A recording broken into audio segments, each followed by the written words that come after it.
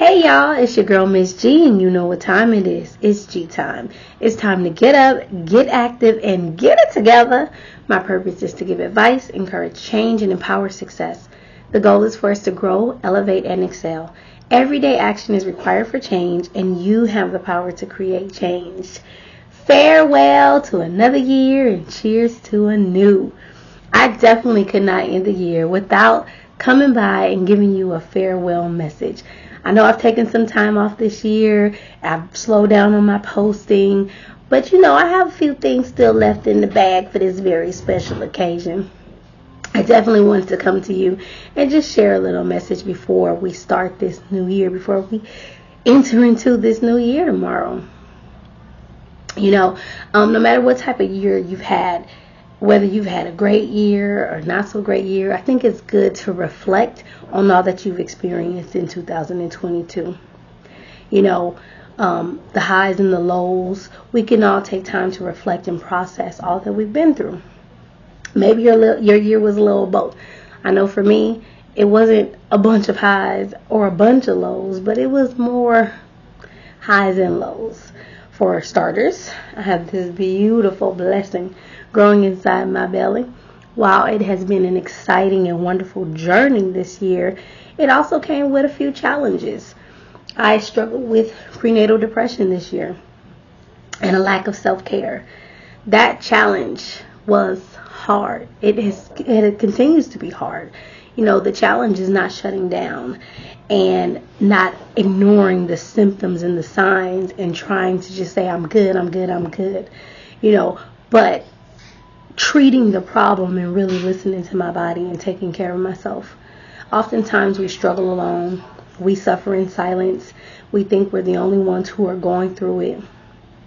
And we really don't take the time to talk to other people and tell them what we're going through. And we all have our reasons as to why we don't do it.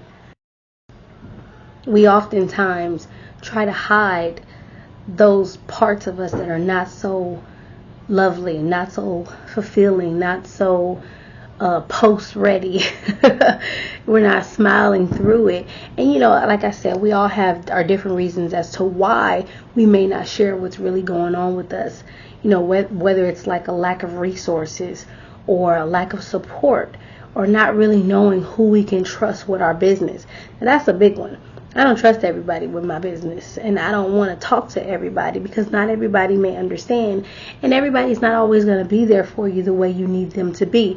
Maybe we've experienced telling somebody our issues, our problems, and they've exploited them, or they made you feel worse, or they really weren't helpful. That would kind of deter us from speaking out again. Or, like I said, a lack of resources, not having someone to really understand what you're going through. There could be all kind of reasons as to why we don't tell people what's going on with us. The fear of that. Or maybe it's pride or ego. We walk around like we're invincible, that nothing can shake us or break us. And we say all these positive quotes and these positive sayings. And we're struggling inside. And we don't know how to really be honest with one another or have someone that we can be honest with. And so that was a struggle this year too, making sure that I didn't shut down, making sure that I didn't stay just to myself, but that I utilized my resources, that I called my friends, that I had my therapist, that I spoke to my doctors, that I did what I needed to do to make sure that I was taking care of me. That is the most important part. Too many of us struggle alone, and I hope that in all of the posts that I've done this year in 2022, that I have been an encouragement, that I have helped you and helped myself at the same time, and really advocated for the importance of our mental health, our physical health, and taking care of ourselves, our self-care. These are really important things. I have to look at things like, if I don't take care of myself, how good am I to anybody else? The reality of it is I can't be my best for anyone else if I'm not my best for myself. Now, I know we walk around thinking like well, you're a therapist, you can do these things. No, we're still human, we're still people. I don't care what your profession is or how good you are at what you do. We're still human and we still experience and go through things. Whether you're a pastor or a teacher, a therapist, a doctor, we still get sick like anybody else. We still struggle like anybody else. We still get sad. We still get depressed. There's still things that happen in our life where we need to talk to somebody too. I can't be my best for you or me if I am like denying the fact that I got issues too, or that I have stuff going on. You know, that experience is what really helps me to help other people.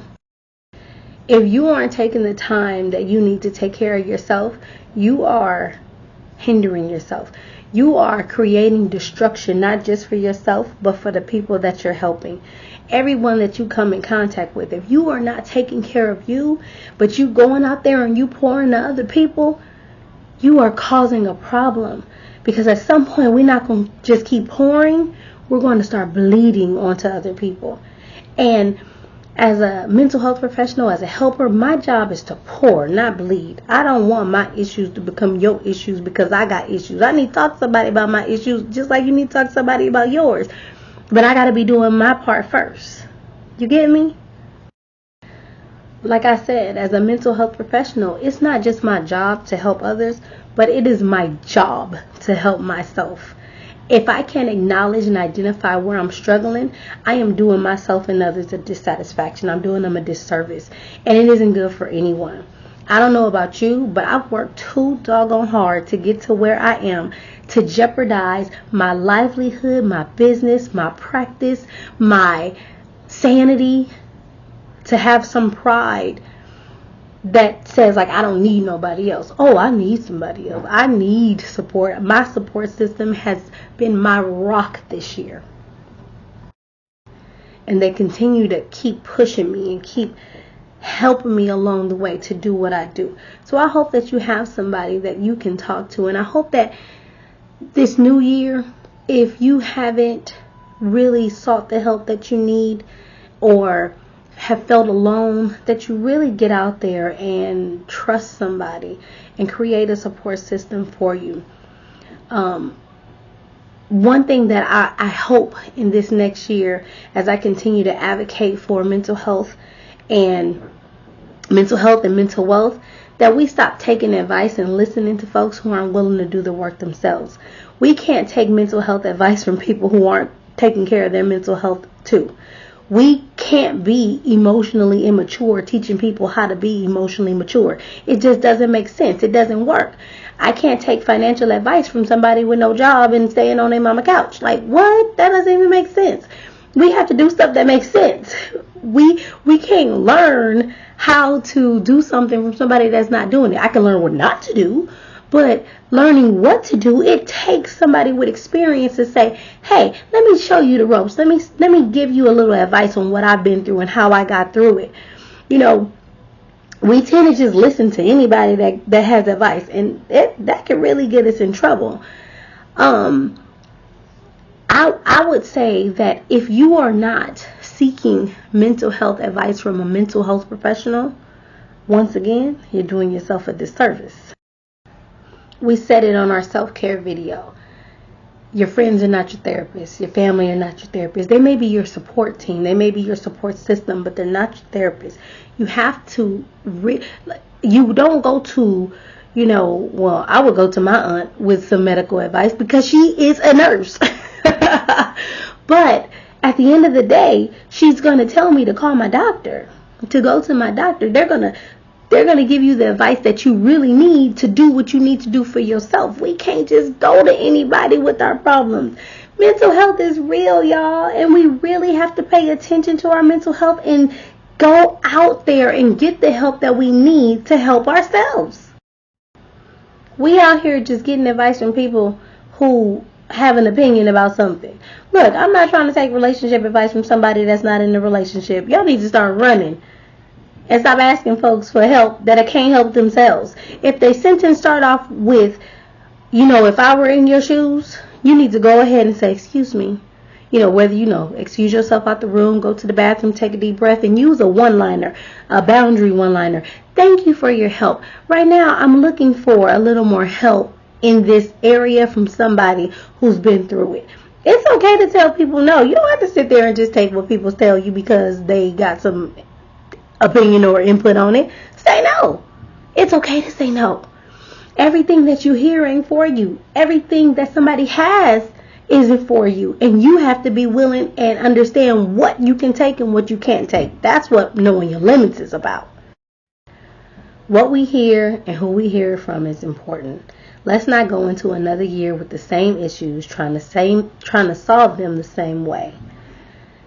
If we haven't gotten the results that we're looking for, it's probably time to think of some new problem-solving techniques to get to where we want to go. This is why reflection is important and it's necessary. Before you start this year with your vision boards and your goals, let's take some time to really reflect on what we've been through this year and how we've gotten through this year so that we can make those goals a little smarter this year. Smart goals, making them specific, making them measurable, making them attainable, making them relevant, and being able to make them timely. That's what a smart goal looks like. Now, I usually start off my year with a vision board party. I love vision boards. This will be my seventh year doing a vision board party. But this year, I wanted to do something a little different. I wanted to start this year with a reflection journal, just to really take some time to reflect on the year that I've had, the areas that I've grown in, the areas that may not have grown in, the areas that may have been challenging, and really take some time to look at those things before I put my visions and my goals and my dreams all in play. So as I do that, I want to encourage you to go beyond the typical goals of the year that you've probably written down year after year and still haven't accomplished. And let's do some reflections first and see if we can make those goals attainable this year in 2023. Starting Monday, I will challenge myself and you for the next 7 days to do a journal on reflections. This will give you a few days to go and get you a journal to prepare yourself for the next 7 days of this journal or this reflection challenge that I'm going to give. And I'll be on Instagram every day, starting on Monday through, I said 7 days, so count 7 days. I was going to start tomorrow on Sunday, but I know y'all partying and popping bottles tonight. I want you alert and ready for this 7 days challenge. So I'll be back on Monday as we start our reflection journal before doing our vision boards. I hope that you all have a safe and wonderful new year. Bring it in right. Love on your family. Tell somebody you love them. Thank all the people who helped get you through this year. And just enjoy your night and your day. Cheers to a new year's. It's apple cider, people. I will see you on Monday. You know the saying. You have the power to create change. It's G time, y'all. Get up, get active, and get it together because it's time for a new year. Have a blessed one.